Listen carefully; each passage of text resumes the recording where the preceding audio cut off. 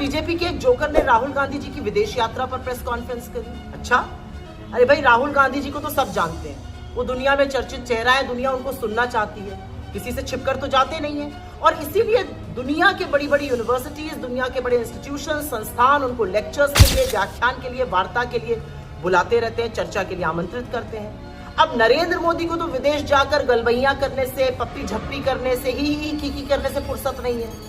अगर दुनिया की बड़ी यूनिवर्सिटीज या इंस्टीट्यूशंस नरेंद्र मोदी को इस लायक नहीं समझते कि उनको लेक्चर के लिए बुलाया जाए, आमंत्रित किया जाए, तो भाई इसमें हमारी क्या गलती है। और वैसे भी जब मोदी जी विदेश जाते हैं तो उनका एकमात्र लक्ष्य होता है अपने मित्र गौतम अडानी को उस देश में धंधा पानी दिलाना, डील कराना।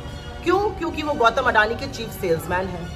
तो भाई राहुल जी तो डंके की चोट पर विदेश जाते हैं, इसलिए कुंठित मत होइए भाजपा में, क्योंकि जब वो छुट्टी पर भी जाते हैं तो आप लोग लुक छिप कर उनका फोटो निकालते हैं, लीक करते हैं। हम लोग बहुत धन्यवाद देते हैं उस बात का, हमें पता रहता है हमारा लीडर क्या कर रहा है। लेकिन असलियत इस बात की है कि राहुल गांधी जी पर अनर्गल आरोप लगाने से ना ये सच्चाई छुपेगी कि नीट की परीक्षा रद्द हुई है, पेपर लीक में एक बार फिर से बीजेपी के नेताओं का हाथ है, बड़ी साजिश है।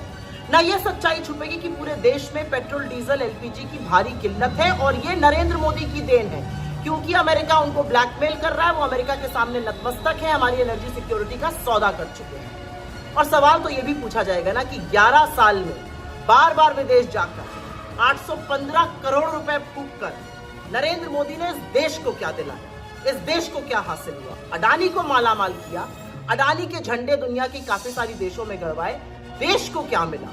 आज देश की एनर्जी सिक्योरिटी पूरी तरह से अमेरिका के सामने सौदेबाजी में खत्म कर चुके हैं मोदी जी, और उसका खामियाजा देश भुगत रहा है।